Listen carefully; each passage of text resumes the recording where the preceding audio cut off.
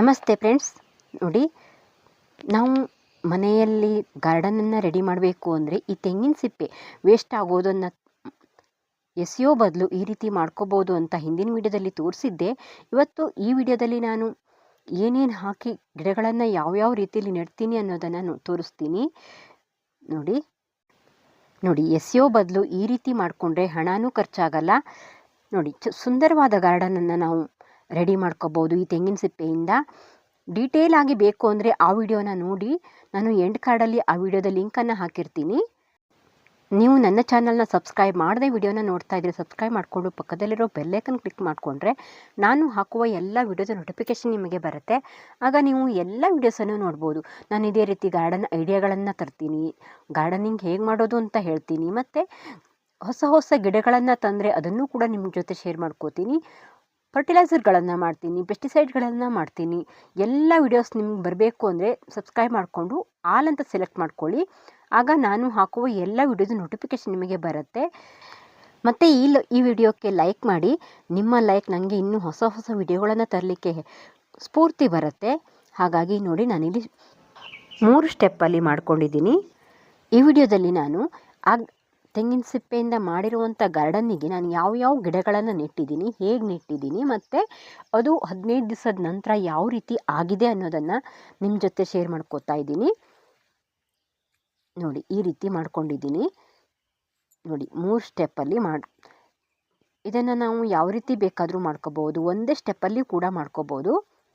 ಮತ್ತು ಫ್ರೆಂಡ್ಸ್, ಗಾರ್ಡನಿಗೆ ಬೇಕಾಗುವಂಥ ಐಟಮನ್ನು product link ಅಂತ ನಾನು ಹಾಕಿರ್ತೀನಿ. ನೀವು ಯಾರಾದರೂ ಬೇಕಾದರೆ ತರಿಸ್ಕೊಳ್ಳಿ. ಈ ಕುರಿ ಗೊಬ್ಬರ, ಬೂದಿ ಮತ್ತು ಭತ್ತದ ಹೊಟ್ಟು ಎಲ್ಲ ಎಲ್ಲಿ ಸಿಗತ್ತೆ ಅಂತ ಕೇಳ್ತೀರಾ. ಅದು ಒಂದೊಂದು ವಿಡಿಯೋದಲ್ಲಿ ಒಂದೊಂದು ಪ್ರಾಡಕ್ಟನ್ನು ನಾನು ಹಾಕಿರ್ತೀನಿ. ನಾನು ಹಿಂದಿನ ವಿಡಿಯೋದಲ್ಲಿ ಕುರಿ ಗೊಬ್ಬರನ ಹಾಕಿದ್ದೆ. ಯಾರಾದರೂ ಬೇಕಾದವರು ತರಿಸ್ಕೊಳ್ಳಿ. ಗೌಟ್ ಮೆನ್ಯೂರ್ ಅಂತ ಇರುತ್ತೆ ಕುರಿ ಗೊಬ್ಬರಕ್ಕೆ. ನೋಡಿ, ನಾನು ಅದನ್ನೆಲ್ಲ ಮಾಡಿಕೊಂಡು ಅದಕ್ಕೆ ಅಡಿಕೆ ಸಿಪ್ಪೆಯನ್ನು ಮಲ್ಚಿಂಗ್ ಮಾಡ್ಕೊಂಡಿದ್ದೀನಿ. ಈ ರೀತಿ ಮಲ್ಚಿಂಗ್ ಮಾಡೋದು ಯಾಕೆ ಅಂತ ಪ್ರತಿಯೊಂದು ವಿಡಿಯೋದಲ್ಲೂ ಹೇಳ್ತೀನಿ. ತುಂಬ ಚೆನ್ನಾಗಿ ಬರುತ್ತೆ. ನಾವು ಈ ರೀತಿ ಅಡಿಕೆ ಸಿಪ್ಪೆಯನ್ನು ಅಥವಾ ಯಾವುದಾದ್ರೂ ಕೃಷಿ ತ್ಯಾಜ್ಯದಿಂದ ಮಲ್ಚಿಂಗ್ ಮಾಡಿಕೊಂಡ್ರೆ ತುಂಬ ಚೆನ್ನಾಗಿ ಗಿಡಗಳು ಬರುತ್ತೆ. ನೇರವಾಗಿ ಬಿಸಿಲು ಬರಲ್ಲ. ನಾವು ನೀರನ್ನು ಕಡಿಮೆ ಹಾಕಿದರೂ ಸಾಕಾಗತ್ತೆ. ಪ್ರತಿಯೊಂದು ಗಿಡಕ್ಕೂ ನಾವು ಮಲ್ಚಿಂಗ್ ಮಾಡಬೇಕಾಗತ್ತೆ. ಈ ರೀತಿ ಮಲ್ಚಿಂಗ್ ಮಾಡಿಕೊಂಡು ನಾನು ಗಿಡಗಳನ್ನು ನೆಡ್ತೀನಿ. ನೀವು ಇಲ್ಲಿ ಗಿಡಗಳನ್ನು ಆಯ್ಕೆ ಮಾಡ್ಕೋಬೇಕಾದ್ರೆ ಒಂದೇ ರೀತಿಯ ಗಿಡಗಳನ್ನು ಆಯ್ಕೆ ಮಾಡ್ಕೊಳ್ಳಿ. ಅಂದರೆ ತುಂಬ ಎತ್ತರವಾಗಿ ಬೆಳೆಯುವಂಥ ಗಿಡಗಳನ್ನು ಆಯ್ಕೆ ಮಾಡ್ಕೋಬೇಡಿ. ಮತ್ತು ಹೂ ಬಿಡುವಂಥ ಗಿಡ ಆದರೆ ಅದು ಪರ್ಮನೆಂಟ್ ಪ್ಲ್ಯಾಂಟ್ ಆಗಿರೋದಿಲ್ಲ. ಹಾಗಾಗಿ ನಾವು ಒಂದಷ್ಟು ಶೋ ಪ್ಲ್ಯಾಂಟ್ಗಳನ್ನು ಅಥವಾ ಈ ಚಿಕ್ಕದಾಗಿ ಇರುವಂಥ ಹೂ ಬಿಡುವಂಥ ಗಿಡನಾದರೂ ನೀವು ಆಯ್ಕೆ ಮಾಡ್ಕೋಬೋದು. ನಾನಿಲ್ಲಿ ಒಂದೊಂದು ಸ್ಟೆಪ್ಗೆ ಒಂದೊಂದು ರೀತಿಯ ಗಿಡಗಳನ್ನು ಹಾಕ್ತೀನಿ. ನಾನಿಲ್ಲಿ ಶೋ ಪ್ಲ್ಯಾಂಟನ್ನೇ ಆಯ್ಕೆ ಮಾಡ್ಕೊಂಡಿದ್ದೀನಿ.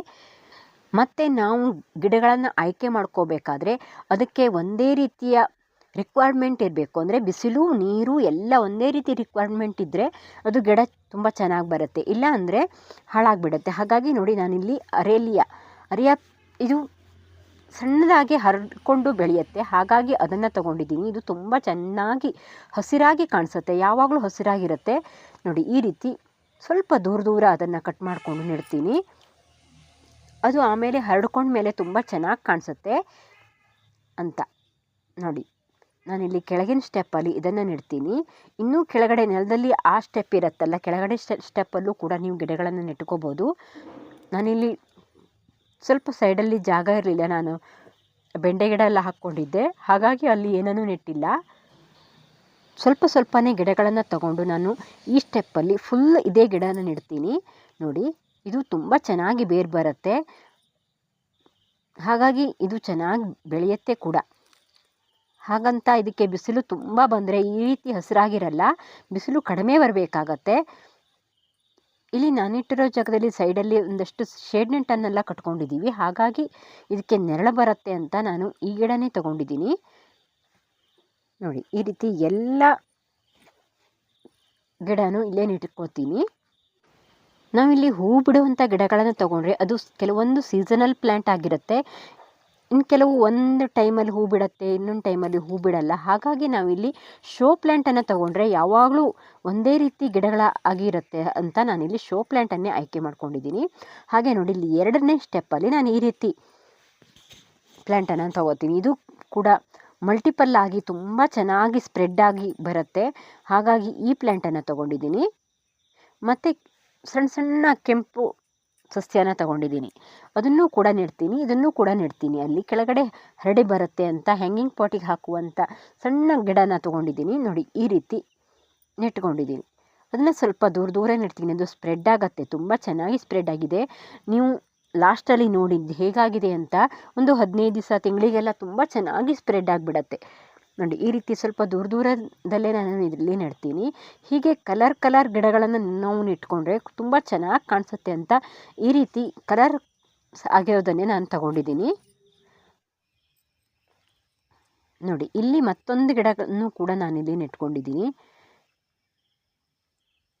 ಅದು ನಿಮಗೆ ನಾನು ತೋರಿಸಿರೋದು ಕಂಡಿಲ್ಲ. ನೋಡಿ ಇಲ್ಲಿ ಸಣ್ಣ ಸಣ್ಣ ಎಲೆ ಇದು. ಅದು ಈ ಸೈಡಲ್ಲೆಲ್ಲ ಆ ರೀತಿನ ನೆಟ್ಕೋತೀನಿ, ಯಾಕಂದರೆ ಮೇಲ್ಗಡೆ ನಾನು ನೆಟ್ಟಿರೋದು ಸ್ಪ್ರೆಡ್ ಆಗುತ್ತೆ, ಆದರೆ ಕೆಳಗಡೆ ಬರಲ್ಲ.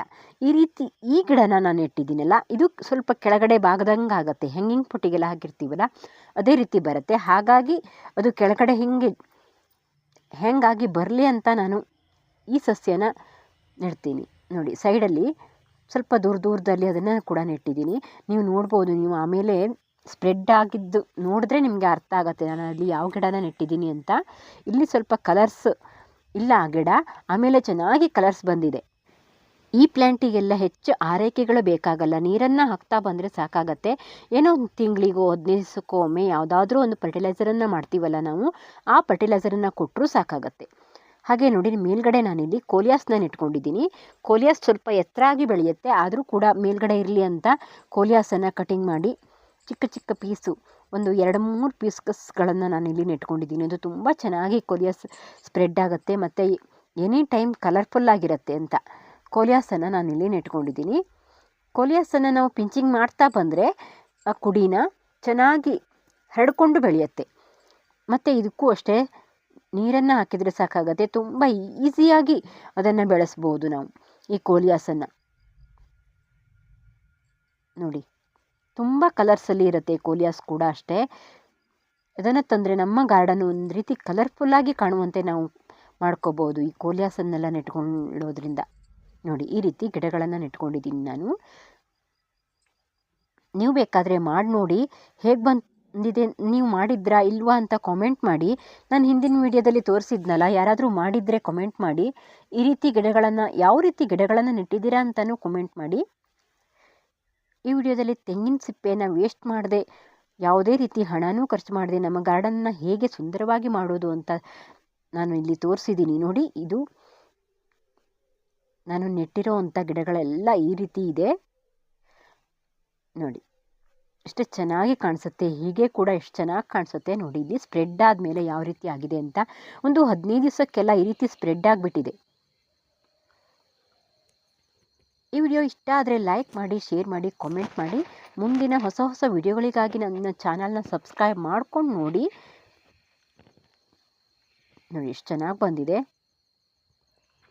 ತುಂಬ ಚೆನ್ನಾಗಿ ಕಾಣಿಸುತ್ತೆ. ಇನ್ನೊಂದಷ್ಟು ಇದೇ ರೀತಿ ಮಾಡಿಕೊಂಡ್ರೆ ತುಂಬ ಚೆನ್ನಾಗಿ ಕಾಣಿಸುತ್ತೆ ಗಾರ್ಡನು.